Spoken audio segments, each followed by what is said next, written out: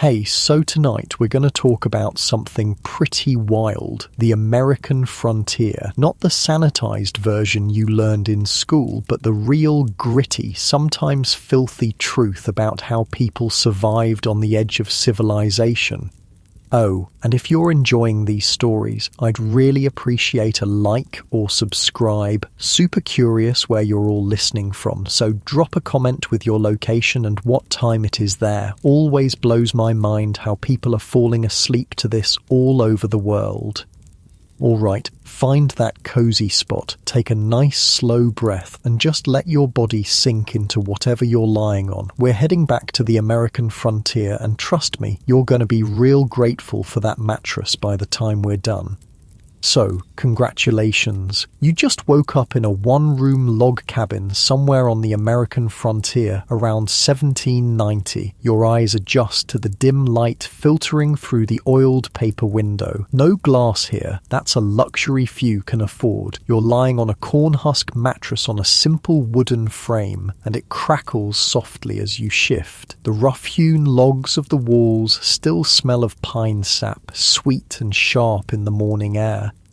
Your bare feet touch the packed dirt floor, cool against your skin. Outside, you hear the distant crow of a rooster and the snort of a pig rooting around near the cabin. The smell of wood smoke hangs in the air, mixed with the earthy scent of last night's beans still lingering in the cast-iron pot hanging over the cold hearth. This is the American frontier, and in less than 70 years, the United States will expand from the original 13 colonies covering about 300,000 square miles to a massive nation spanning 2.8 million square miles of continental territory. It's one of the largest, fastest land grabs in human history, and you, my friend, are about to experience what it was really like to live through it. The good news is you're about to witness one of the most remarkable periods of exploration and settlement in history. The bad news? It's going to be brutal, like seriously brutal. The American frontier wasn't just hard, it was deadly. The period was marked by near-continuous warfare, often in impossible terrain with weather that could kill you as quickly as any human enemy. It took a certain kind of crazy to survive out here. You pull a rough woolen shirt over your head. The fabric is scratchy against your skin, hand-spun and dyed with walnut husks to a muddy brown. No fancy colours out here. You work with what nature provides. Your pants are buckskin, soft from years of wear, patched at the knees where they've worn thin. As you step outside, the morning mist clings to the fields beyond your cabin. Your nearest neighbour is 3 miles away. The forest edge looms dark and mysterious, just 50 yards from your door. That forest contains deer and turkey for food, but also wolves, bears, and sometimes hostile Native Americans who, let's be honest, have pretty good reasons to be upset about you settling on their land. You settle deeper into your bed as we journey back to those wild days. Your muscles relax a bit more as the story unfolds. Now, let me tell you about one of the most famous frontiersmen to ever live, a man whose life reads like an action movie script but was somehow even wilder in reality. Daniel Boone. You've probably heard the name, maybe pictured him in a coonskin cap, though he actually preferred wide-brimmed felt hats. Daniel Boone was a legendary frontiersman who became immortalized through books and movies. He helped open up the American frontier during the Revolutionary War when he discovered the Cumberland Gap into Kentucky. He blazed the Wilderness Road, another key passageway into the West. Through it all, he had some pretty crazy adventures. Born in 1734 in Pennsylvania to a Quaker family, Boone grew up learning to hunt almost as soon as he could walk. Instead of going to school, young Daniel would disappear into the woods for days at a time, living off the land and learning the ways of the wilderness. By the time he was a teenager, he could track a deer for miles by noticing bent grass stems or a single displaced pebble. He could move so quietly through the forest that animals wouldn't notice him until his rifle was already aimed. The Boone family eventually moved to North Carolina, where Daniel met his wife, Rebecca. She was quite a woman herself, tough as nails and fully capable of defending their homestead with a rifle when Daniel was away on his many expeditions. They had 10 children together, which was actually pretty standard for the time. More kids meant more hands to work the land and better chances that at least some would survive to adulthood. Infant mortality was horrifyingly high on the frontier. Nearly 1 in 3 children died before their 5th birthday. But one of Boone's most dramatic adventures was straight out of a Hollywood thriller. It was 1776. Boone had established the town of Boonesborough a year earlier, and the Revolutionary War was in full swing. In July, Boone's daughter Jemima, who was just 14 years old at the time, was taken captive along with 2 other young women, Betsy and Fanny Calloway. The girls were down by the river doing laundry and talking about whatever teenage girls talked about in 1776. Probably complaining about churning butter and speculating about which local boy might make a good husband someday. What they didn't know was that they were being watched. A group of Shawnee warriors had been sent by the British to harass and attack American settlers in Kentucky. The British were desperate to maintain control of the frontier and were actively encouraging Native American tribes to fight against the American revolutionaries. The Shawnee spotted the 3 girls and saw an opportunity. They silently paddled their canoes across the river, grabbed the girls and disappeared into the forest before anyone in Boonesborough even realized what had happened. Can you imagine the panic? 3 teenage girls suddenly gone, with only overturned wash baskets and footprints leading into the wilderness as evidence of what happened. When Boone learned that his daughter had been kidnapped, he wasn't just upset, he was furious and determined. Boone gathered a group of men, including the fathers of the other 2 girls, and they immediately set out in pursuit. This wasn't just a father trying to save his daughter, this was Daniel Boone, one of the greatest trackers and woodsmen in American history, using every skill he had developed over decades in the wilderness. The Shawnee had a significant head start and were moving fast, but they didn't know they were being pursued by Boone. The warriors were taking the girls to a Shawnee village near present-day Chillicothe, Ohio, about 160 miles away. That's a long way to travel on foot through dense forest and across rivers. Boone and his rescue party followed the trail, moving as quickly as they dared while still being careful not to lose the tracks. They pushed through dense underbrush, forded streams, and climbed steep hills. The men barely stopped to rest, eating dried venison and cornmeal as they walked. At night, they would take turns sleeping for just a few hours while others kept watch. The Shawnee were clever, though. They tried several tricks to lose their pursuers, doubling back on their trail, walking through streams to hide their footprints, and splitting up temporarily before rejoining. But Boone was smarter. He could read the forest like you read words on a page. A broken twig, a disturbed stone, a faint footprint in moss. All of these told him exactly where the Shawnee were heading. After 3 days of relentless tracking, Boone and his men caught up with the Shawnee party. They found them making camp for the evening, the 3 girls sitting together, tired and frightened but unharmed. Boone knew they had to be careful. Rush in too quickly and the Shawnee might harm the girls. So they waited, hidden in the trees, watching the camp as darkness fell. The Shawnee built a fire and cooked a meal, unaware that Boone and his men were surrounding them, inching closer as the night deepened. When most of the warriors seemed to be sleeping, with just 2 keeping watch, Boone gave the signal. The rescue party burst into the camp from all directions at once, firing their long rifles and charging with tomahawks and knives. The surprise was complete. Several Shawnee warriors fell in the first volley of shots, and the others fled into the darkness, leaving everything behind, including the 3 girls. Jemima ran to her father, throwing her arms around him in relief. Within minutes, the rescue party gathered the girls and began the long journey back to Boonesboro. This dramatic rescue became one of the most famous stories of the frontier. It was later loosely adapted into James Fenimore Cooper's novel, The Last of the Mohicans, though Cooper changed many of the details. The real story of a father tracking kidnappers through 160 miles of wilderness to rescue his daughter was remarkable enough without embellishment. You might be thinking this sounds like the movie Taken, but with buckskin instead of a leather jacket, and you'd be right. Daniel Boone had a very particular set of skills he had acquired over a very long career as a frontiersman, skills that made him a nightmare for people who messed with his family. But Boone's adventures didn't end there. Just 2 years later, in 1778, the tables would turn dramatically.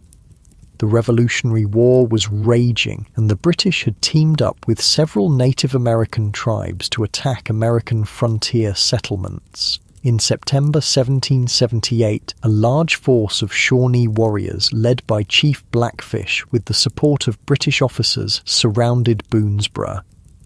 The siege of Boonesboro began with the Shawnee taking positions around the fort, cutting off any escape routes. Inside the fort, Boone and the other settlers prepared for a fight. Women melted down pewter plates and cups to make bullets. Children carried water from the fort's well to put out any fires that might start. Men checked their rifles and positioned themselves at the walls.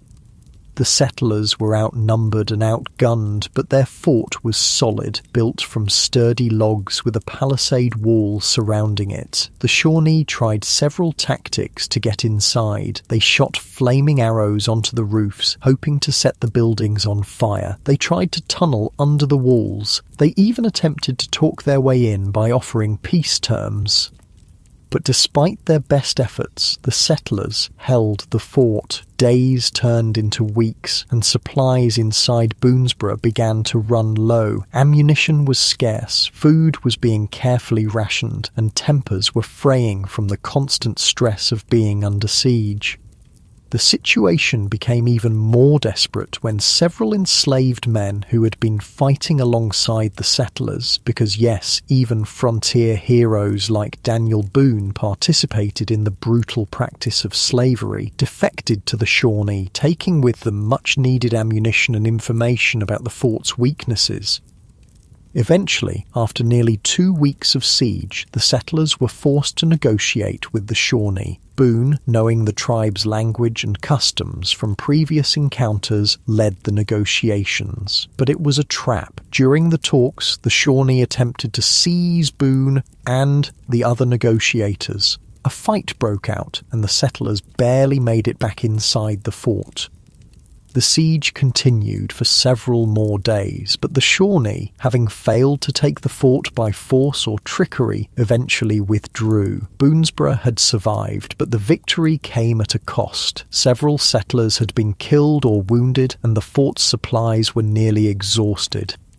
This wasn't the end of Boone's interactions with the Shawnee, though. Earlier that same year, before the siege, Boone had been captured by the Shawnee while on a salt-making expedition. Instead of killing him, Chief Blackfish decided to adopt Boone into the tribe. It was a common practice among many Native American tribes to adopt captives to replace family members who had died. Boone was given the name Sheltowee, which means Big Turtle, and he lived with the Shawnee for several months. During this time, he learned their language and customs, hunted with them, and participated in tribal life. Some historians believe that Boone deliberately ingratiated himself with the Shawnee as a survival strategy, planning his escape all along. Others suggest that he genuinely appreciated aspects of their culture and way of life.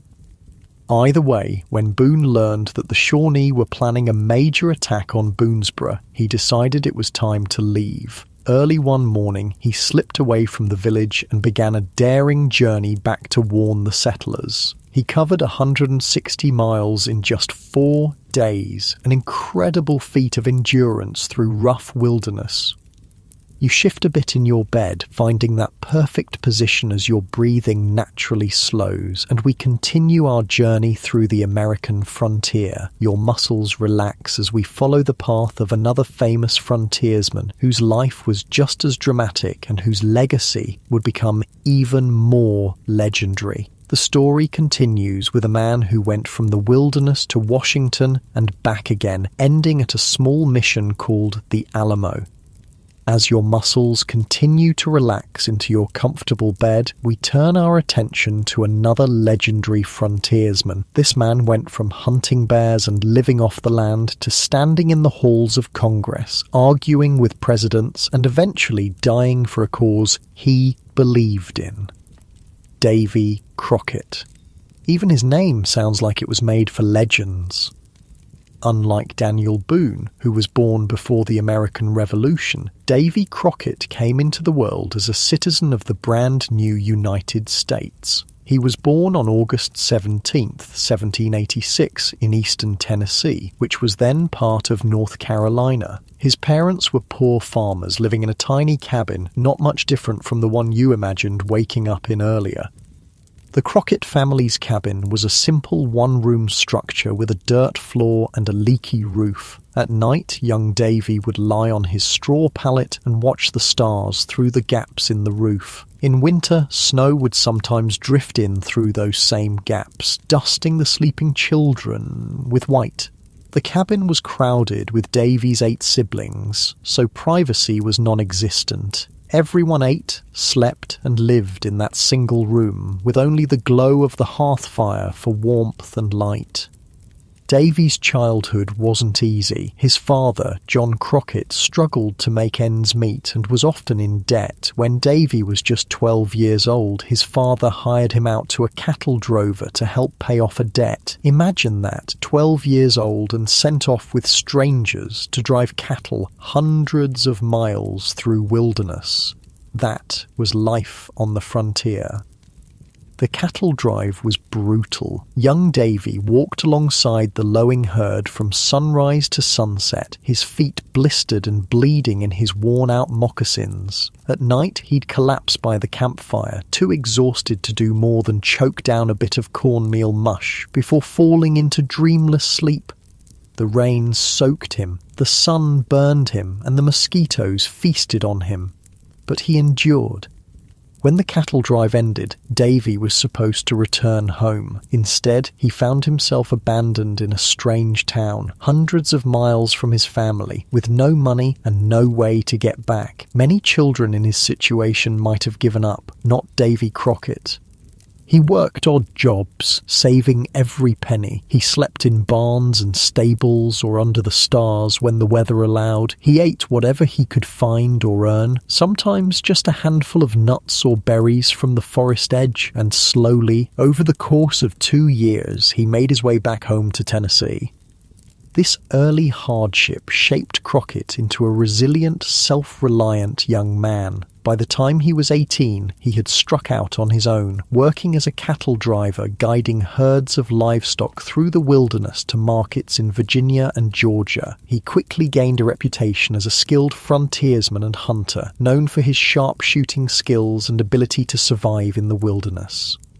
You adjust your pillow, feeling the soft fabric against your cheek as you settle in. The weight of your blankets feels just right, not too heavy, not too light, just comfortable, just perfect. Now, there's one story about Davy Crockett that sounds like it came straight from the movie The Revenant, but it happened about 200 years earlier. In the fall of 1825, Crockett was out hunting in the woods near his home in Tennessee. The forest was alive with autumn colors, red maples, golden hickories, and deep green pines. The ground was soft underfoot, cushioned with decades of fallen leaves and pine needles. The air was crisp, carrying the musky scent of decaying vegetation and the distinctive smell of approaching winter. Crockett was tracking a deer, moving silently through the underbrush, when he came across a large black bear instead. Now, an American black bear can weigh up to 600 pounds and stand over 6 feet tall on its hind legs. This was not a creature to be taken lightly.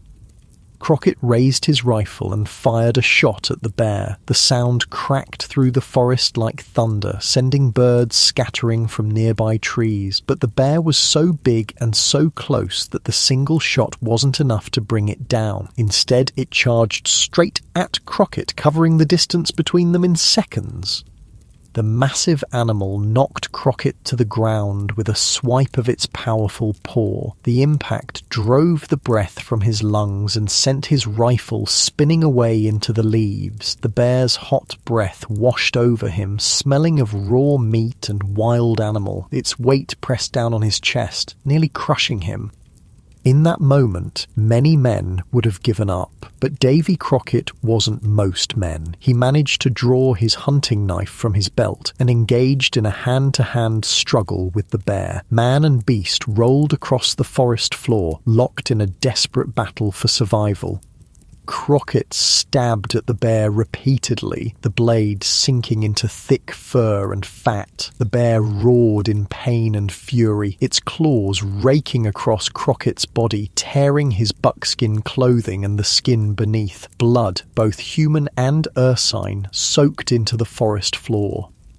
For several minutes the outcome hung in the balance. Then, finally, one of Crockett's knife thrusts found the bear's heart.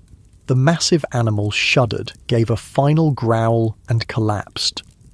Crockett lay beside the dead bear, gasping for breath, his body a mass of cuts and bruises. His leg was broken, and he was miles from the nearest settlement. Somehow he managed to drag himself to a creek where he washed his wounds as best he could. Then, using his rifle as a crutch, he began the painful journey home.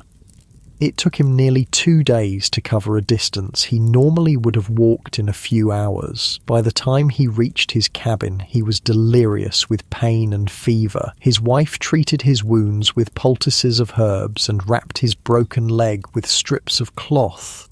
For weeks, he hovered between life and death, fighting off infection without the benefit of modern antibiotics. But like so many times before, Davy Crockett survived. Whether this exact bear story is true or embellished isn't really the point. Crockett was building up a legendary persona that would eventually propel him into politics and the national spotlight. And it worked. In 1827, he was elected to the Tennessee state legislature, and in 1827, he won a seat in the United States House of Representatives. Imagine the scene. Davy Crockett, dressed in his frontier clothing, walking into the hallowed halls of Congress in Washington, D.C. While other congressmen wore fine suits and silk cravats, Crockett often appeared in his buckskin jacket, looking more like he belonged in the forest than in the Capitol. He spoke plainly without the flowery language favoured by many politicians of the day, and people loved him for it. A piece of publicity that helped rocket, you see what I did there, Crockett into the national spotlight was a play called The Lion of the West. The play's main character wasn't named Davy Crockett, but he looked and acted a whole lot like the frontiersman. In this satirical comedy that poked fun at frontier life and politics, Crockett was portrayed as a larger-than-life figure, full of bluster and braggadocio, but also with a heart of gold. The character's homespun humour and folksy charm resonated with audiences across the country and helped to cement Crockett's status as an American icon. The play was also significant because it coincided with the rise of Andrew Jackson, another frontier figure who had become president in 1829. Crockett was initially a strong supporter of Jackson. Both men were from Tennessee, both had fought against Native American tribes, and both presented themselves as men of the people rather than elite politicians. But their alliance wouldn't last. During his time as a U.S. representative from 1827 to 1835, Davy Crockett became increasingly frustrated with the political process in Washington. He was a member of the Whig Party, but he often clashed with party leaders and disagreed with their policies. One of Crockett's main frustrations was with what he saw as excessive government spending. He believed that the federal government was becoming too powerful and that it was wasting taxpayer money on unnecessary projects. He became particularly critical of President Jackson, despite the fact that the two were pretty good friends and allies initially. You take a deeper breath, feeling your belly rise and fall. The rhythm of your breathing naturally slows as you listen to the story unfold. Your shoulders sink just a little deeper into the mattress. The final straw that led to Crockett eventually leaving Congress and heading to Texas was the Indian Removal Act of 1830. This legislation, strongly supported by President Jackson, authorized the president to negotiate with southern Native American tribes for their removal to federal territory west of the Mississippi River in exchange for their homeland in the southeast. Crockett actually supported the act at first. He figured that the relocation would be beneficial for the Native Americans since they'd be removed from the influence of white settlers and given new land to cultivate. He also saw it as a way to open up new land for white settlement and to further expand the United States. But as the debate over the Indian Removal Act continued, Crockett started having doubts. He received letters from his constituents expressing opposition to the forced removal of the Cherokee people who were living in his home state of Tennessee. Many of these Cherokee had adopted European-style farming practices, built permanent homes, and even created their own written language. Some had converted to Christianity and were living in ways very similar to their white neighbours. The more Crockett learned about the situation, the more uncomfortable he became with the idea of forcing these people from their ancestral lands. He began to see the Indian Removal Act as a betrayal of American principles of justice and fair treatment. In a famous speech to Congress, Crockett declared that the Indian Removal Act was unjust and that the government had no right to force Native Americans from their land. He argued that the Cherokee people had a right to their ancestral homeland and that they should be allowed to stay. "I would sooner be honestly damned than hypocritically immortalized," he reportedly said, indicating that he would rather lose his political career than support a policy he believed was wrong. Despite his opposition, the act was ultimately passed, which led to the forced removal of thousands of Native Americans on what became known as the Trail of Tears. The journey was brutal. Of the approximately 16,000 Cherokee who were removed from their homes, about 4,000 died from exposure, disease, and starvation during the forced march. Disillusioned and angry, Davy Crockett decided not to run for re-election to Congress in 1835. Instead, he famously told his constituents, "You may all go to hell and I will go to Texas," and that's exactly what he did. Texas in the 1830s was part of Mexico, but it had a growing population of American settlers who were chafing under Mexican rule. These settlers, along with some Mexican citizens, were pushing for independence from Mexico. When Crockett arrived in San Antonio in early 1836, he joined a group of volunteers defending the Alamo, an old Spanish mission that had been converted into a fortress. The Alamo wasn't much to look at, just a crumbling stone building with a small courtyard surrounded by a low wall. It was never designed to withstand a military siege, but it was what the Texians, as they called themselves, had, so they made the best of it. Crockett and his fellow defenders, which included some famous frontiersmen in their own right, including Jim Bowie of Bowie knife fame, faced off against a Mexican army led by General Antonio Lopez de Santa Anna. The siege of the Alamo lasted for 13 days, with Crockett and the Texians holding out against overwhelming odds. Inside the Alamo, conditions quickly deteriorated. Food was scarce, water had to be hauled from a nearby well under enemy fire, and ammunition was running low. The defenders took turns sleeping in shifts, their rest frequently interrupted by Mexican cannon fire or false alarms of an imminent attack. Crockett, despite being new to the Texian cause, quickly became a leader among the defenders. His experience as a frontiersman and his natural charisma made him someone the others looked to for guidance and courage. He was often seen patrolling the walls, his trusty rifle, Betsy, in hand, offering words of encouragement to the younger, less experienced fighters. In the pre-dawn hours of March 6, 1836, after nearly 2 weeks of siege, the Mexican forces launched their final assault on the Alamo. The sound of drums and bugles broke the night's silence as thousands of Mexican soldiers advanced toward the mission's walls from all sides. The Texian defenders rushed to their positions, firing their rifles and cannons into the advancing Mexican ranks. The air filled with gun smoke and the deafening roar of cannon fire. Men shouted orders and cries of pain as bullets found their marks. You feel your body getting heavier, more comfortable with each breath. The tension in your muscles continues to melt away as you listen to the story. Your eyelids might feel a bit heavier, but they're still open, still following along with the tale of Davy Crockett's last stand. The final battle lasted less than 2 hours. The Mexican forces, despite heavy casualties, managed to breach the walls of the Alamo. The fighting then devolved into a desperate room-by-room struggle as the defenders made their last stand. It's not entirely certain how Crockett died. Some accounts say he was among the last defenders, fighting until he was overwhelmed by Mexican soldiers. Others suggest that he and a few remaining men surrendered and were executed soon after. A third version claims he died fighting in the courtyard, surrounded by the bodies of Mexican soldiers he had killed.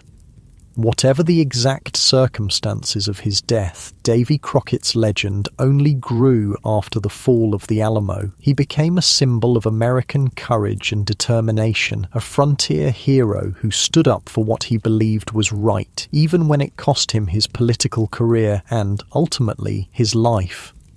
The story of the Alamo and Crockett's death there spread throughout the United States, inspiring many Americans to support the Texian cause. Just a few weeks after the Alamo fell, Sam Houston led the Texian army to victory over Santa Anna at the Battle of San Jacinto, securing independence for Texas. The battle cry, "Remember the Alamo," helped inspire the Texians to their decisive victory.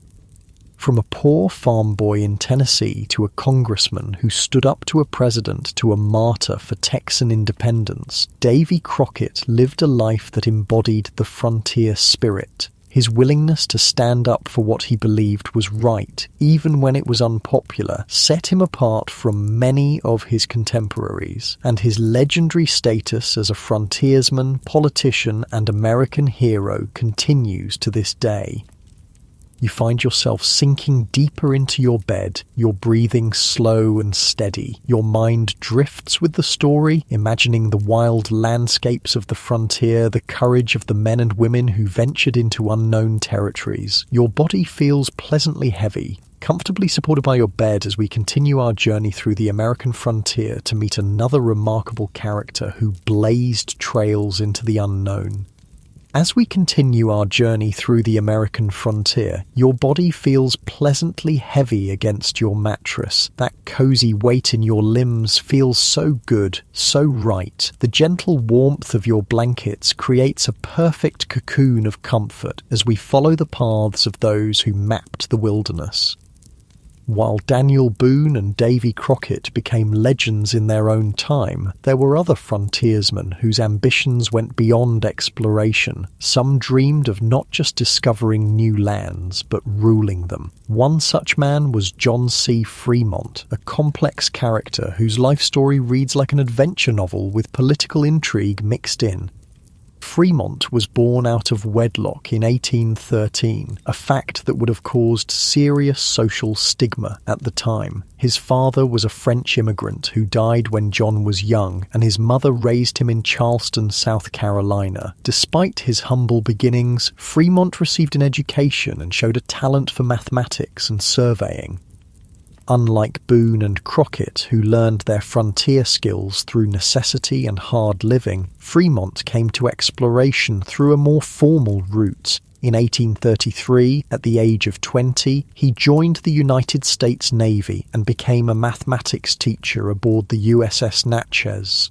Imagine life on a naval vessel in the 1830s, wooden decks swaying beneath your feet, the constant smell of salt water, tar, and unwashed bodies.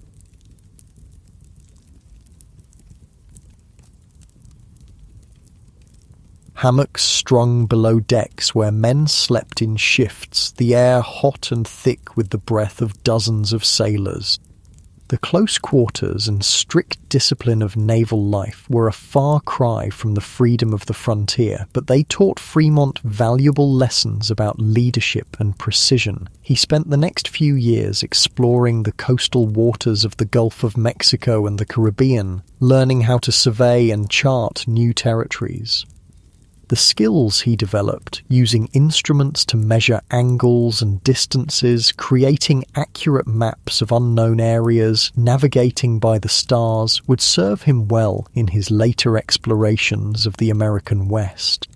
Fremont was discharged from the Navy in 1838 and moved to Washington, D.C., where he worked as an assistant to the chief clerk of the U.S. Bureau of Topographical Engineers. This position connected him with important figures in the government and scientific community.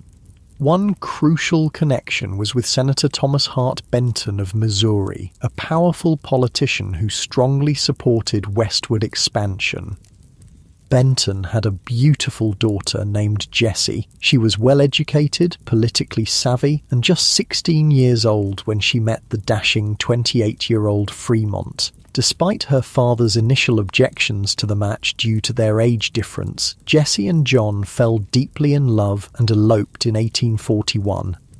Far from being angry about the elopement, Senator Benton soon became Fremont's strongest supporter. With his father-in-law's political backing, Fremont was appointed to lead several important exploring expeditions to the Western Territories. You shift slightly in your bed, feeling the pleasant weight of your body sinking deeper into the mattress. The pillow cradles your head just right as we continue our journey through the American frontier. Fremont's first major expedition began in 1842 when he was tasked with exploring and mapping the Oregon Trail as far as the South Pass in Wyoming. The Oregon Trail was a 2,170-mile route that stretched from Independence, Missouri to Oregon's Willamette Valley. It was the main pathway for American settlers heading west, though at this time it was little more than a rough track through wilderness.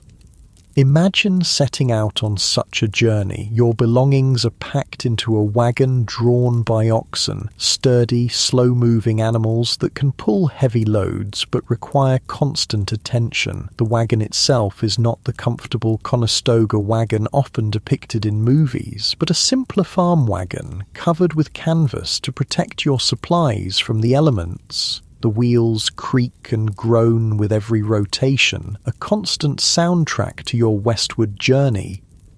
You rise before dawn each day, the eastern sky just beginning to lighten as you build a fire to cook a simple breakfast of bacon and cornmeal mush. The smell of wood smoke and frying pork fills the air, mingling with the earthy scent of prairie grass wet with dew. By the time the sun crests the horizon, you're already on the move, walking alongside the wagon to spare the oxen your weight. The trail stretches endlessly before you, cutting through vast prairies where the grass grows higher than your head in some places. Mosquitoes and flies buzz constantly around you and your animals, an irritating cloud that no amount of swatting seems to diminish. In the distance, you might spot a herd of buffalo, thousands strong, the ground trembling beneath their massive weight. At night, you circle the wagons not for protection, as the movies suggest, but to create a corral for your animals. You sleep under the stars, the Milky Way stretched across the sky like a glittering river. The night air grows cold, even in summer, and you pull your blanket tighter around you as coyotes howl in the distance. This was the life Fremont and his expedition experienced as they charted the Oregon Trail. But unlike the settlers who would follow this path, Fremont had a scientific purpose. He carried precision instruments to measure latitude and longitude, barometers to record atmospheric pressure, thermometers to note temperatures, and other tools of the surveyor's trade. With these instruments, he created detailed maps and reports that would guide thousands of settlers in the years to come. Fremont was accompanied on this and later expeditions by Kit Carson, another legendary frontiersman we'll hear more about soon. Together, they explored the Rocky Mountains, confirmed the existence of the Great Salt Lake, and mapped much of what would become the American West.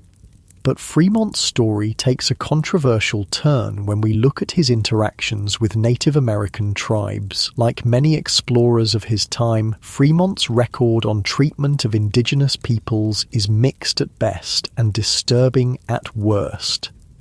In 1844, Fremont and his expedition took over a Native American village near the Great Salt Lake in Utah without permission. The tribe, likely Shoshone or Ute, returned to find strangers occupying their homes. When they protested, Fremont's men destroyed the village and crops and killed several Native Americans who resisted.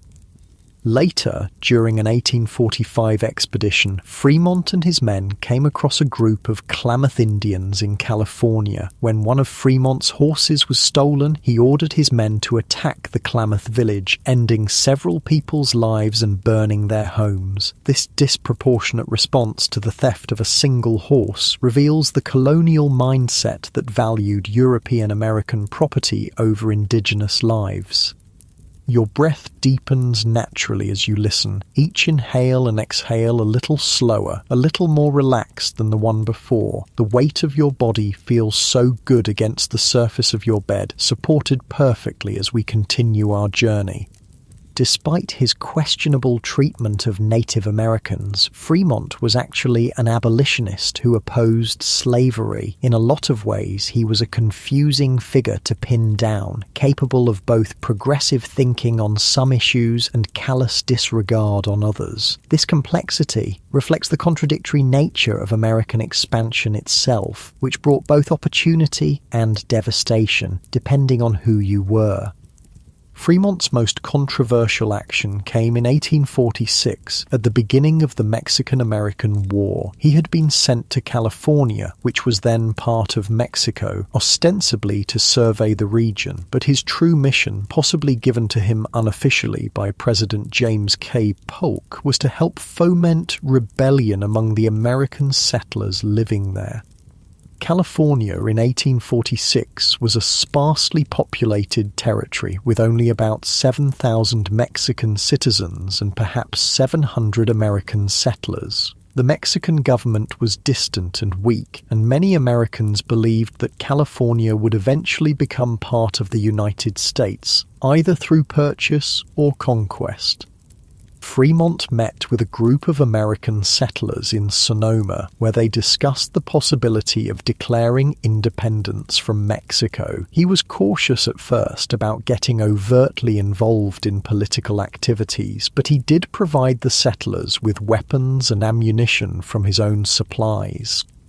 On June 14, 1846, the rebels raised what became known as the Bear Flag, a homemade banner featuring a crude drawing of a grizzly bear, a red star, and the words California Republic. This flag, created from a piece of white cotton cloth and some red flannel, would later become the basis for the state flag of California that we know today. The Bear Flag revolt was short-lived, however. The US Army quickly swooped in and took control of the region as part of the larger war effort against Mexico. Within a month, the Bear Flag was replaced by the Stars and Stripes, and California was claimed for the United States. Fremont's role in this revolt was controversial even at the time. He was a military officer who had acted without clear authorization from his superiors. Some accused him of trying to create his own personal empire in California. Others praised him for helping to secure valuable territory for the United States. The controversy came to a head when Fremont was court-martialed for mutiny and insubordination. He claimed that he hadn't participated in the rebellion despite substantial evidence to the contrary. The court found him guilty, but President Polk, who had possibly given Fremont secret orders to foment rebellion, commuted his sentence. Despite this setback, Fremont's career continued to flourish. He became wealthy during the California Gold Rush, was elected as one of California's first 2 senators when it achieved statehood in 1850, and in 1856 became the first presidential candidate for the newly formed Republican Party. Though he lost that election to James Buchanan, he remained an influential figure in American politics. During the Civil War, Fremont served as a Union general and made a bold move that foreshadowed Lincoln's later policies. In 1861, as the military governor of Missouri, he declared that all slaves owned by Confederates in Missouri should be free. This order, known as the Fremont Emancipation, was a significant step toward abolition in the state. The order was met with mixed reactions. Abolitionists and Unionists applauded the decision, while many slave owners and pro-Confederate sympathizers were outraged. President Abraham Lincoln was concerned about the legality of the order and its potential to drive Missouri, which was a border state, into the Confederacy. Lincoln thought that military commanders like Fremont didn't have the authority to issue proclamations of emancipation, and he feared that Fremont's actions would complicate efforts to keep the border states loyal to the Union. Lincoln was pragmatic, but still basically agreed with Fremont's anti-slavery stance. He asked Fremont to modify his proclamation, but Fremont refused. As a result, Lincoln had it annulled and replaced Fremont with a new commander.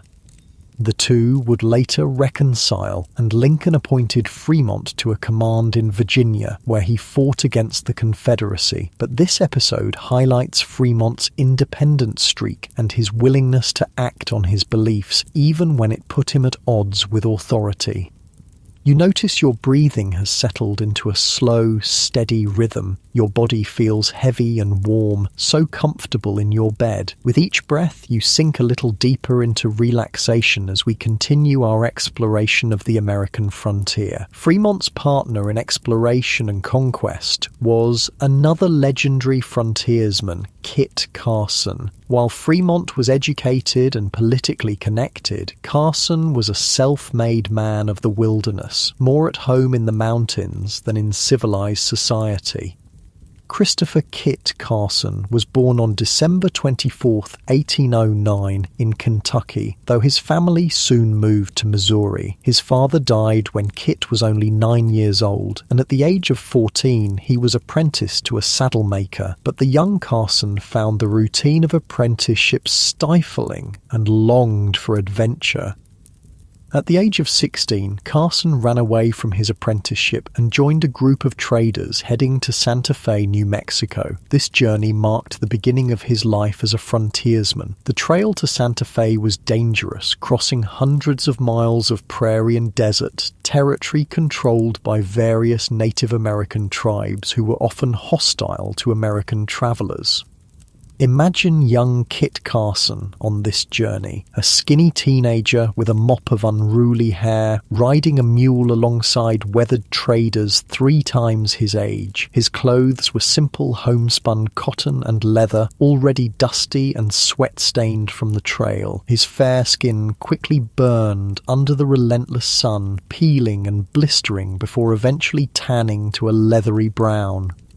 The traders taught him practical skills, how to track game, find water in seemingly dry landscapes, predict weather changes by watching the sky, and communicate with Native American tribes through a mixture of sign language and broken Spanish. These lessons weren't taught in any classroom but were vital for survival on the frontier.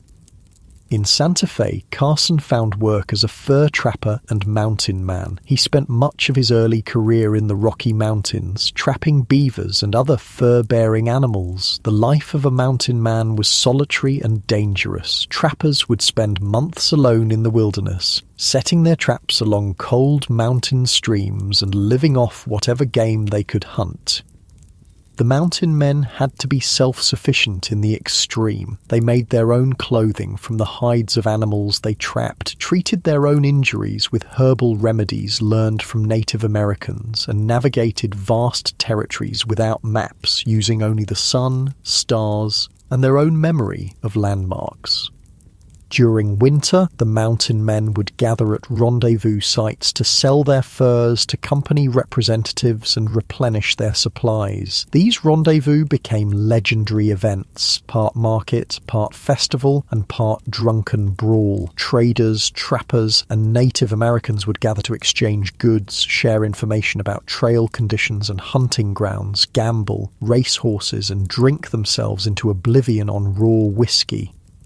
Kit Carson quickly gained a reputation as an expert guide and hunter. He spent much of his early career in the Rocky Mountains, trapping beavers and other fur-bearing animals. During this time, he also worked as a guide for expeditions into the frontier, including the 1829-1830 expedition led by Ewing Young and the 1832-1833 expedition led by Captain Benjamin Bonneville. Carson's knowledge of the Western Territories was encyclopedic. He could read the landscape like a book, knowing where to find water in drought conditions, which plants were edible, which trails were passable in different seasons, and which Native American tribes controlled which territories. This knowledge made him invaluable to explorers like Fremont, who had formal education but lacked practical wilderness experience. Carson's fame spread beyond the frontier through a series of dime novels called The Life and Adventures of Kit Carson. These cheap, sensationalized books were wildly popular in eastern cities where readers were hungry for tales of frontier adventure. The Kit Carson of the dime novels was a larger-than-life hero who could outfight, outshoot, and outsmart any adversary. The real Carson was reportedly embarrassed by these exaggerated accounts, especially since he was illiterate and couldn't read them himself. Despite his lack of formal education, Carson was a man of many talents. He spoke Spanish and several Native American languages fluently. He served as an Indian agent trying to maintain peace between settlers and tribes. He fought in the Mexican-American War and later served as a Union officer in the Civil War. His life spanned a period of enormous change in the American West, from the days of solitary trappers to the era of railroads and telegraph lines. You feel a gentle heaviness in your limbs, a pleasant warmth spreading through your body. Your muscles relax more deeply with each breath as we continue our journey through the American frontier, following the paths blazed by these remarkable individuals who shaped a nation through their courage, their skills, and sometimes their ruthlessness. Your body continues to settle comfortably into your bed, that perfect feeling of being supported just right. The weight of your blankets feels so good, creating a cocoon of warmth as we continue our journey through the American frontier. Kit Carson and John C. Fremont met for the first time in 1842 in St. Louis, Missouri. Fremont was preparing for his first Western expedition and was looking for an experienced guide who knew the territories he planned to explore. Someone mentioned Carson's name, describing him as one of the best guides in the West. When they met, Carson didn't look like the legendary frontiersman Fremont had expected. He was short, barely 5 feet 4 inches tall, and soft-spoken, with none of the bluster or bravado that characterized many frontier types. But there was something in Carson's clear blue eyes, something in the quiet confidence of his manner that convinced Fremont this was the man he needed. Their meeting was brief and businesslike. Fremont explained his mission to explore and map the territories along the Oregon Trail as far as South Pass in Wyoming. Carson listened quietly, occasionally asking a question about supplies or timing. By the end of their conversation, he had agreed to join the expedition for the modest sum of $100 per month. Good money in the 1840s, but hardly a fortune for a man risking his life in unknown territories. That first expedition was successful enough that Fremont requested Carson as his guide for subsequent journeys. Over the next few years, they would travel thousands of miles together, mapping rivers and mountain passes, documenting plant and animal species, and laying the groundwork for the massive westward migration that would follow. Their partnership was an effective one, combining Fremont's scientific knowledge and political connections with Carson's practical wilderness skills and experience with Native American tribes. But it was also a partnership that would lead to controversy and violence, particularly during their time in California. As you breathe slowly and deeply, feeling the gentle rise and fall of your chest, imagine the California of the 1840s. It wasn't the populous, developed state we know today. It was a remote Mexican territory, sparsely populated and largely undeveloped. The coastline was dotted with small settlements, missions established by Spanish priests, pueblos where Mexican citizens lived, and a few trading posts where American and European ships would stop to take on supplies. The interior was even less developed, vast expanses of wilderness broken only by occasional ranches where Mexican landowners raised cattle on huge tracts of land. Native American tribes still controlled much of the territory, though their numbers had been severely reduced by disease and conflict since the arrival of European settlers. Into this setting came Fremont and Carson in 1845, ostensibly on another mapping expedition, but the timing was suspicious. Relations between the United States and Mexico were deteriorating, with disputes over the Texas boundary threatening to erupt into open warfare. Many believed that Fremont's real mission was to encourage American settlers in California to rebel against Mexican rule, preparing the way for U.S. annexation of the territory. Whether or not that was his original intent, Fremont's actions certainly contributed to the outbreak of what became known as the Bear Flag Revolt. After being ordered to leave California by Mexican authorities, Fremont instead moved north to Oregon briefly, then returned to California and made contact with American settlers who were growing increasingly dissatisfied with Mexican governance. The details of exactly what happened next are disputed, but it's clear that Fremont provided encouragement and material support to a group of American settlers who seized the town of Sonoma on June 14, 1846. The rebels raised a hastily created flag featuring a crude drawing of a bear, a red star, and the words California Republic.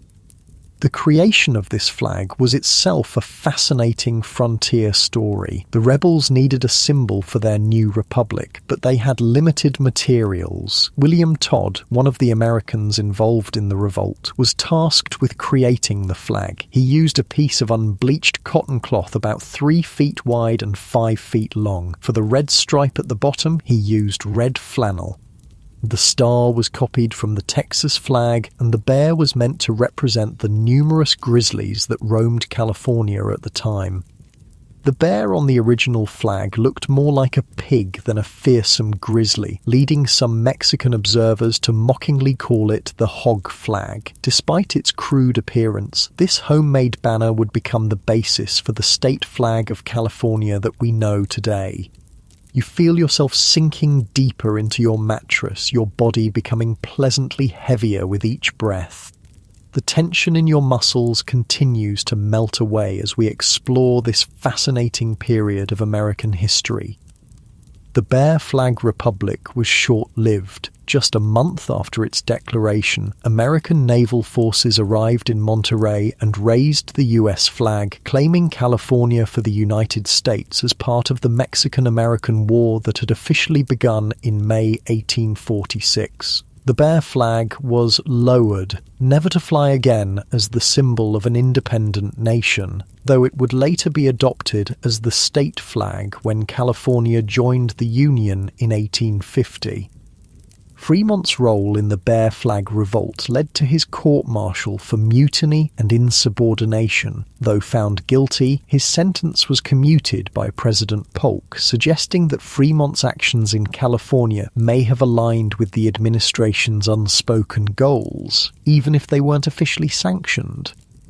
Kit Carson's participation in these events is less well documented, but he served as Fremont's trusted lieutenant throughout the period. He carried messages between Fremont and the American naval forces, scouted Mexican troop movements, and participated in several skirmishes against Mexican forces. For both men, the conquest of California represented a significant achievement in their frontier careers, though the methods they employed and the consequences for the region's Native American and Mexican populations remain controversial to this day. While Fremont and Carson were participating in the conquest of California, thousands of ordinary Americans were making their way west along the Oregon Trail. This 2,170-mile route from Independence, Missouri to Oregon's Willamette Valley was the main pathway for settlers heading to the Pacific Northwest, and after the discovery of gold in 1848 to California as well. The Oregon Trail was a treacherous journey that wasn't for the faint of heart. Over the course of America's westward expansion, an estimated 1 in 10 people lost their lives trying to find better lives in the West. That's somewhere between 10,000 and 30,000 deaths in total. That's, about 20 graves per mile along the trail.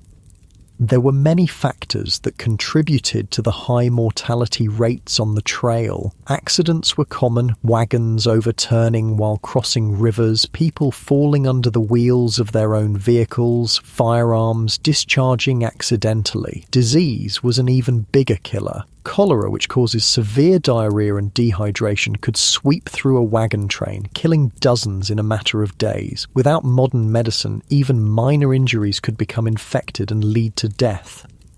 The harsh conditions of the journey took their toll as well. Freezing cold in the mountains, scorching heat on the plains, lack of water in the deserts, all these contributed to the suffering of the travellers. Many people also suffered from malnutrition and dehydration.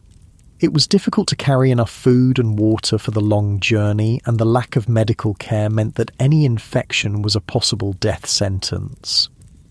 Native American attacks, while less common than popular culture might suggest, were another danger. Most tribes were willing to trade peacefully with the settlers and even provide guidance on the best routes. But as more and more whites encroached on tribal lands, conflict became inevitable. Some wagon trains were attacked, though these incidents were relatively rare compared to the deaths from disease and accident. Your breathing has settled into a slow, steady rhythm now. With each exhale, you feel a pleasant heaviness spreading through your body from your toes all the way up to your head. So comfortable, so relaxed. Despite the dangers, thousands of families packed up their belongings and set out on the Oregon Trail, driven by the promise of free land and new opportunities in the West. Their journey typically began in spring when the prairie grass was high enough to feed their draft animals, but early enough to cross the mountains before winter snows made the passes impassable. The average wagon train moved at a pace of about 15 miles per day. At that rate, the journey from Missouri to Oregon took about 5 to 6 months. That's half a year spent living in the open, exposed to the elements, with only the most basic shelter at night. The typical emigrant wagon was not the large Conestoga wagon often depicted in movies. Those were freight wagons used by professional teamsters. Most families used smaller farm wagons covered with canvas to protect their belongings from the weather. These wagons were pulled by oxen, strong, steady animals that could pull heavy loads day after day, though at a painfully slow pace. Daily life on the trail followed a predictable routine. Travelers would rise before dawn, cook a simple breakfast over a campfire, hitch up their teams and be on the move by sunrise. They would travel until midday, then stop for a brief rest during the hottest part of the day. Then it was back on the trail until evening, when they would form their wagons into a circle, primarily to keep their livestock from wandering off, not for defense, as Hollywood would have you believe, prepare dinner and settle in for the night. The food they ate was simple and monotonous. Bacon, beans, cornmeal mush and biscuits were staples. Fresh meat was available when someone managed to hunt a deer or buffalo, but hunting took time away from travel, so it wasn't an everyday occurrence. Fresh fruits and vegetables were rare treats, usually obtained by trading with Native Americans or gathered along the way when travelers recognized edible wild plants.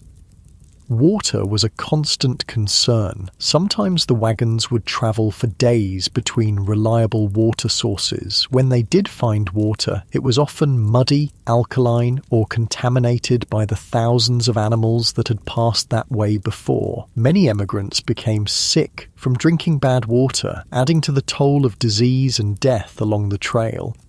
One famous Wild West figure owes his life to the Oregon Trail. His parents met on it. Butch Cassidy, while not really a frontiersman, was definitely one of the most infamous personalities of the time. The bank and train robber was born in Utah in 1866 to Mormon parents who had just barely made it there. According to legend, Cassidy's parents, Maximilian Parker and Anne Campbell Gillies, both immigrated to the United States from Scotland in the mid-19th century. They met on the Oregon Trail, where they were both part of a group of Mormon pioneers traveling to the Salt Lake Valley.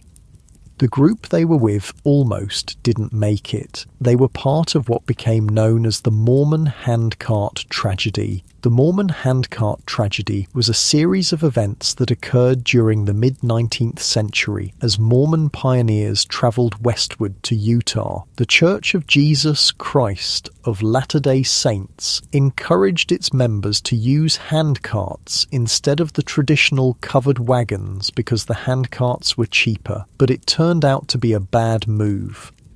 In 1856, two companies of Mormon handcart pioneers left Iowa City, Iowa, and headed for Salt Lake City, Utah. There were about 1,000 of them in total. They didn't time the journey very well and had to face a harsh winter as they crossed the Wyoming plains. They also had to haul their handcarts and didn't have much in the way of supplies. Many of the pioneers became sick and weak from the conditions. As their food and supplies dwindled, some of the pioneers resorted to eating the leather from their shoes and belts to survive. The pioneers pressed on though, and some were able to reach safety in Utah, but more than 200 of them died as a result of the harsh weather and lack of supplies, and many others suffered from frostbite and other injuries. Luckily for Cassidy, though unluckily for the people he killed and the owners of the banks and trains he robbed, his parents made it through the ordeal. No story about America's frontiersmen would be complete without mentioning their most important guides. While Kit Carson guided Fremont across the Western Territories, another guide played a crucial role in one of the most famous expeditions in American history, the journey of Lewis and Clark. Sacagawea was perhaps one of the most famous guides of one of the most famous frontier expeditions in history. Her story begins long before she met Lewis and Clark, though, and it's a testament to the resilience and courage of many Native American women of the time. Sacagawea had a pretty harrowing childhood. She was born into the Lemhi Shoshone tribe in what's now Idaho around 1788. Her name meant bird woman in the Shoshone language, though different spellings and pronunciations have been used over the years.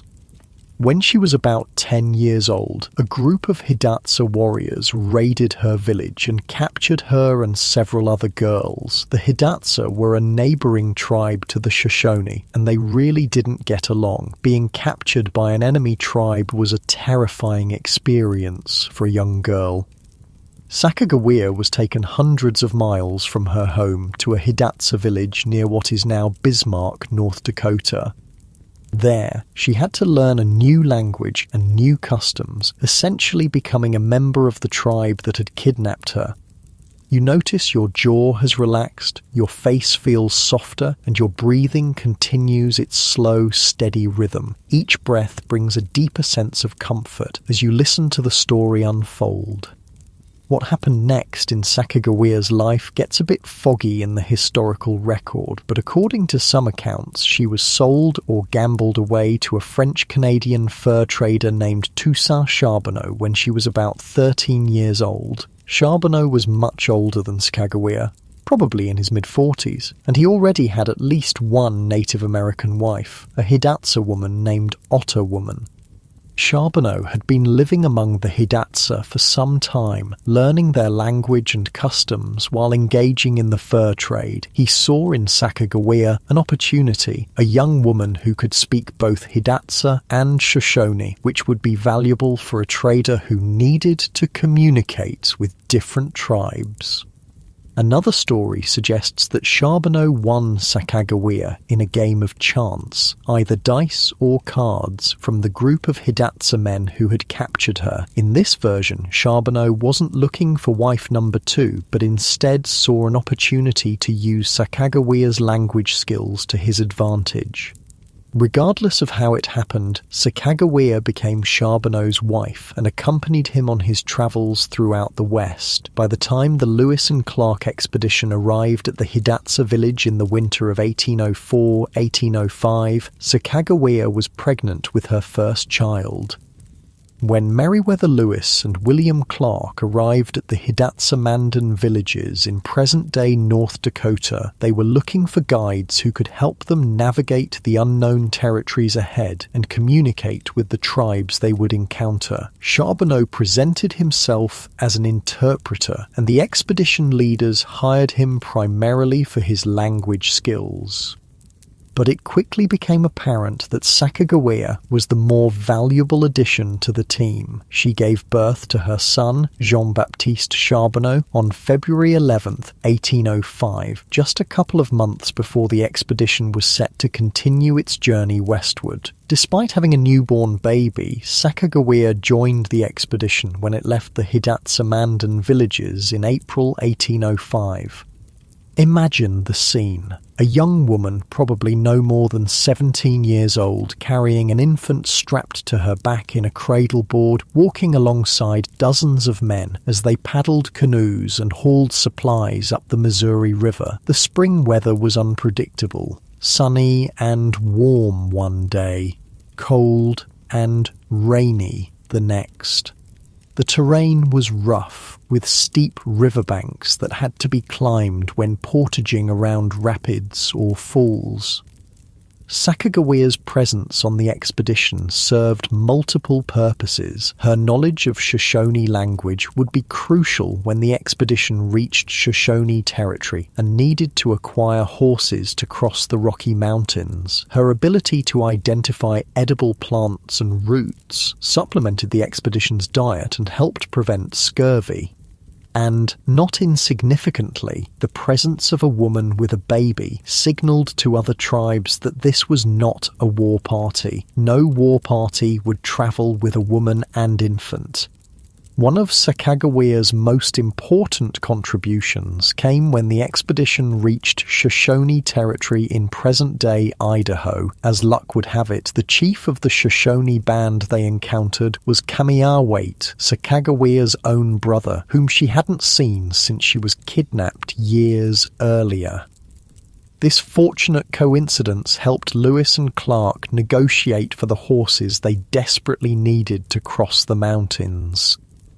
Sacagawea also proved her value in a moment of crisis. The expedition was travelling down the Missouri River when their boat, which was carrying important documents, supplies and instruments, capsized in rough waters. The boat and its contents were quickly swept away by the current, but Sacagawea sprang into action. She was travelling on another boat with her infant son, saw what happened, jumped to the bank of the river, and quickly gathered up as much of the floating material as she could. Were it not for the Shoshone Guide, Lewis and Clark might have had to redo the whole expedition, or at least significant portions of it. The journals, maps, and scientific specimens she saved were irreplaceable records of their journey and discoveries. Throughout the expedition, Sacagawea endured the same hardships as the men, walking dozens of miles each day, often carrying her child, sleeping on the ground in all weather conditions, facing the dangers of wild animals, treacherous rivers, and potentially hostile encounters with unknown tribes. Yet she did all this without complaint, earning the respect of the expedition members. Clark, in particular, developed a fondness for Sacagawea and her son, whom he nicknamed Pomp or Pompey. After the expedition ended, Clark offered to educate the boy in St. Louis, an offer that Charbonneau and Sacagawea eventually accepted. Your body feels so comfortable now, so heavy against your bed. Each breath brings a deeper sense of relaxation, a pleasant warmth spreading through your limbs. Your muscles feel loose and easy, completely supported as we continue our journey through the American frontier with these remarkable individuals who shaped the course of history through their courage, resilience, and unique skills. The gentle weight of your eyelids feels nice, though they remain open as the story unfolds. After the Lewis and Clark expedition returned to St. Louis in September 1806, Sacagawea's documented history becomes murkier. Some accounts suggest that she and Charbonneau settled near St. Louis for a time, accepting William Clark's offer to educate their son, Jean-Baptiste. Clark had developed a genuine fondness for the boy, whom he called Pomp, and wanted to give him the advantages of a European-American education. Other historical records indicate that Sacagawea and Charbonneau travelled to the upper Missouri River area, where Charbonneau continued to work as a fur trader and interpreter. In 1809, they accepted an invitation from Clark to settle in St. Louis, where Charbonneau was given land and encouraged to farm. But Charbonneau, a man of the wilderness rather than a farmer, sold his land after only a few months and returned to the fur trade, taking Sacagawea with him. The most widely accepted account of Sacagawea's death comes from fur company records, which indicate that she died of a putrid fever, likely typhoid fever, at Fort Manuel Lisa in present-day South Dakota in December 1812. She was only about 24 years old. Clark, who had by then become the guardian of her son, Jean-Baptiste, added a notation beside her name in his records: dead.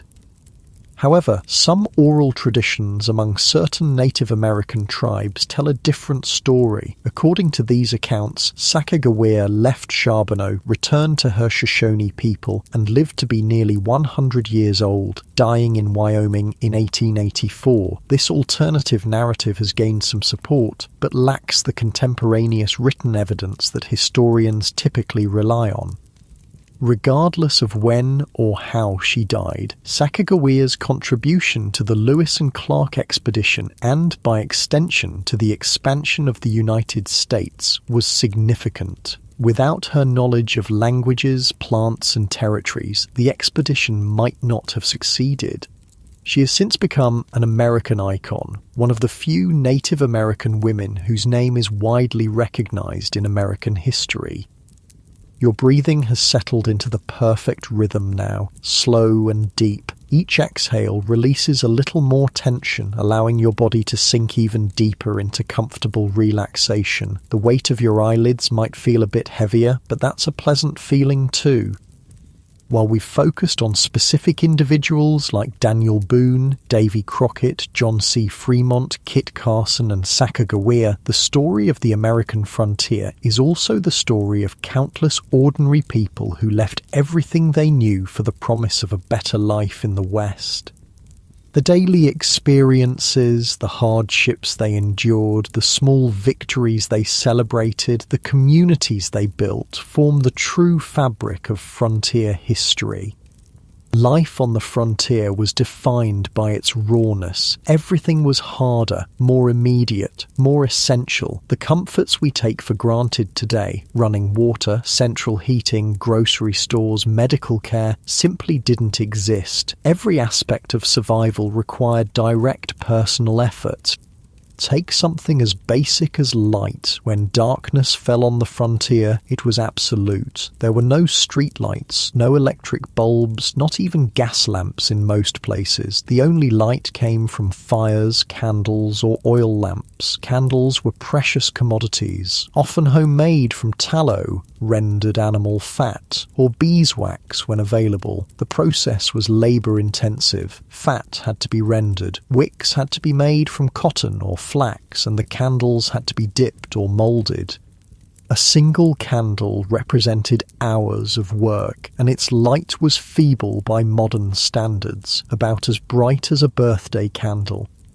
Most frontier families couldn't afford to burn candles for everyday activities. Instead, they organised their lives around natural light, rising with the sun and going to bed shortly after sunset. Evening activities took place around the hearth, where the fire provided both warmth and enough light to perform necessary tasks like mending clothes or carving tools. Water, too, required constant effort. There were no faucets to turn, no water heaters, no indoor plumbing. Every drop of water used in a frontier home had to be carried from a spring, stream, or well. In winter, ice had to be broken to access the water beneath.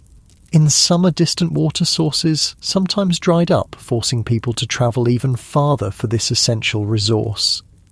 The average frontier family used about 5 gallons of water per day for everything. That's drinking, cooking, washing dishes, bathing and laundry combined. For comparison, the average American today uses about 8,100 gallons per day. Bathing was infrequent, maybe once a week in summer, once a month or less in winter. Laundry was a major undertaking, typically done once a month in summer and even less frequently in winter.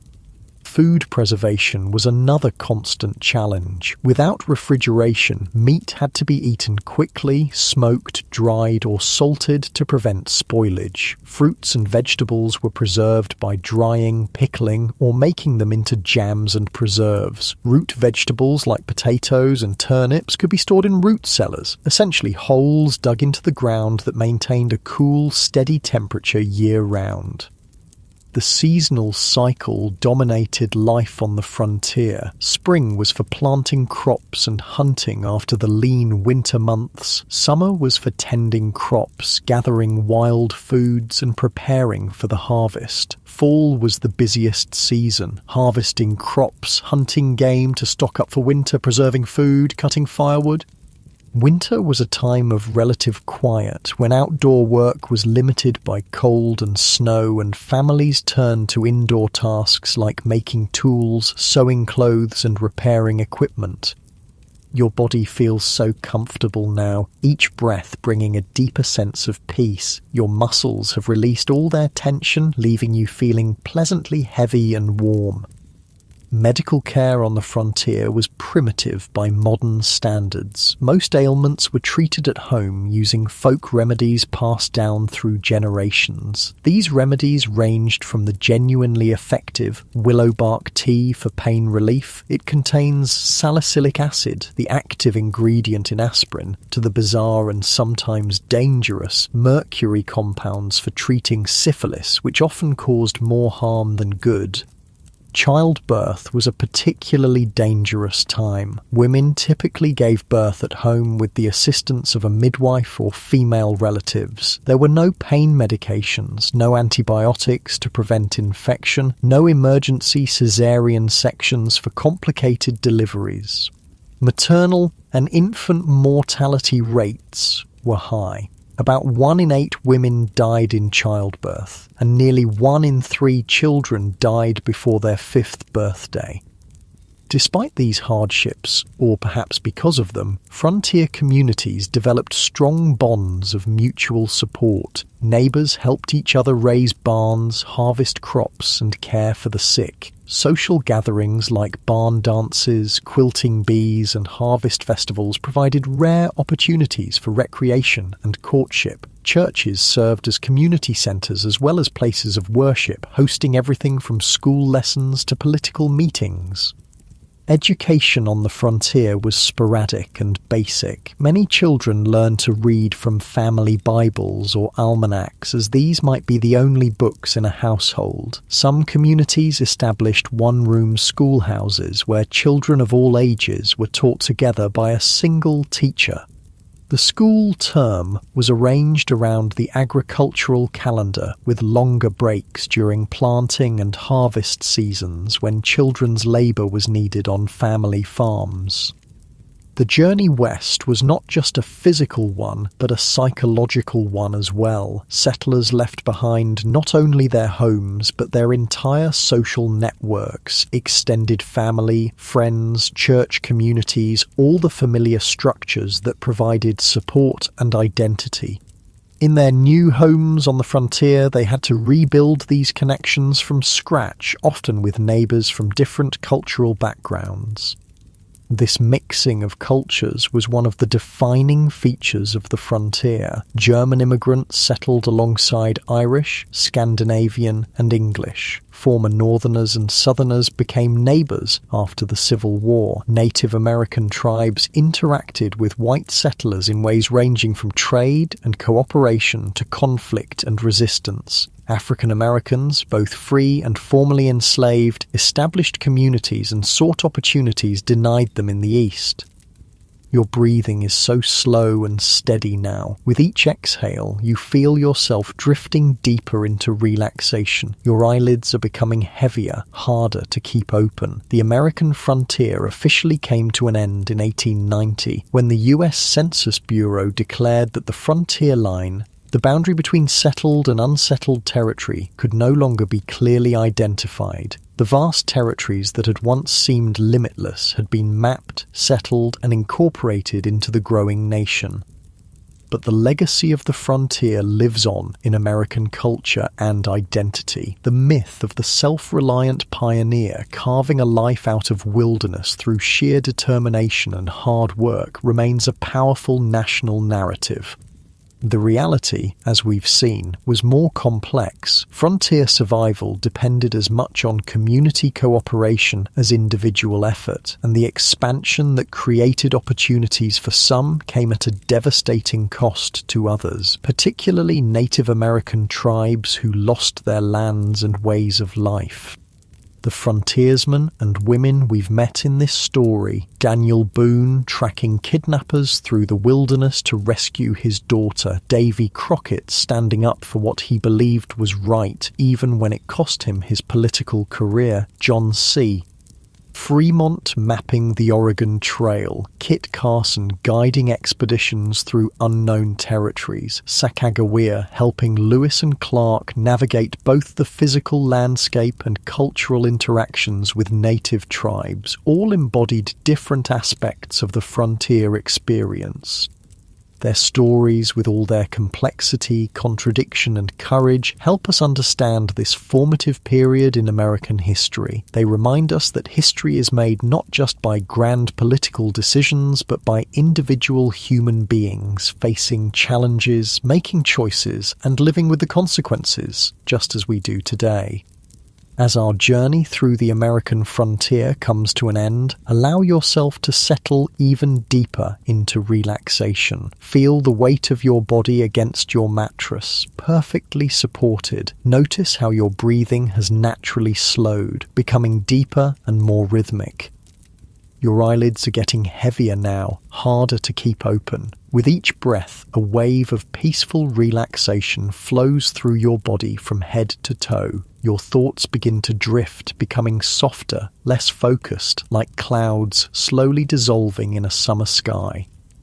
The frontier tales we've explored tonight begin to blend with the beginnings of dreams. Perhaps you see yourself in a log cabin, feeling the rough-hewn wood beneath your fingers, or maybe you're travelling along the Oregon Trail, the vast prairie stretching endlessly before you, or perhaps you're navigating a river in a canoe, the water glinting in the sunlight. Whatever images come to mind, let them float gently through your consciousness. There's no need to hold on to them or follow them, just observe them as they drift past, carrying you deeper into relaxation. Your limbs feel wonderfully heavy now, as if they're sinking into the mattress. Each breath brings a deeper sense of peace and comfort. The rise and fall of your chest becomes slower, steadier as sleep begins to embrace you. The sounds around you start to fade into the background. Any thoughts that arise simply dissolve, leaving your mind clear and quiet. You're in that perfect space between wakefulness and sleep, drifting gently toward deep, restful slumber. Let go of the day completely now. Release any remaining tension or concerns. There's nothing you need to do, nothing you need to think about. Just allow yourself to be carried on the gentle current of sleep, flowing deeper and deeper into peaceful rest. Your breathing is deep and slow, your body is completely relaxed, your mind is quiet and still, and you drift and drift into a deep, restful sleep where you'll remain until morning, when you'll awaken refreshed and renewed.